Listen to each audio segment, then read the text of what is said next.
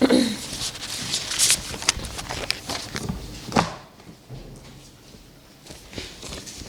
the court has noted that the first accused person is a first offender.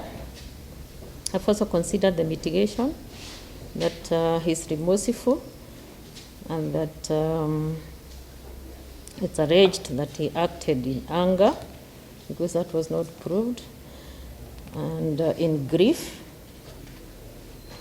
The accused prayed for mercy from the court, and he has urged the court to impose an impunitive sentence. And he has also urged the court to be guided by the Morwateto case. Though the accused asked the court to consider the reason, and I call it the reason in quotes because it was brought up at the mitigation, if he thought that it was a good defense, he ought to have proceeded with the case and proved that allegation.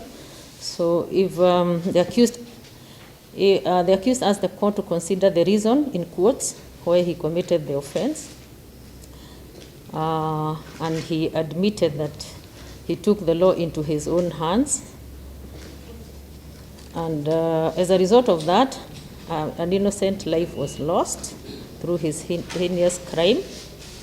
There was no justification whatsoever for committing the offense, and even assuming that the deceased was sodomized as he alleged, he ought to have used the legal avenues open to him so that justice could be served, but he decided to take the law into his own hands. I also noted the conduct of the accused person immediately after he committed the offense.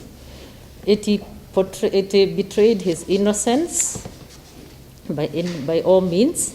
He unjustly enriched himself with the money that he withdrew from the deceased M-Pesa and the bank accounts, which was done within 3 days.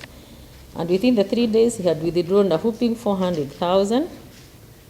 He also took into possession of the deceased motor vehicle and converted it into his own use and continued to drive it as his own without a care.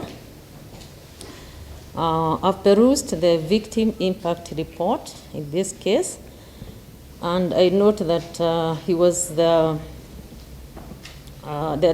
family is still very bitter and frustrated, as the deceased was the sole breadwinner and the only healthy member of the family.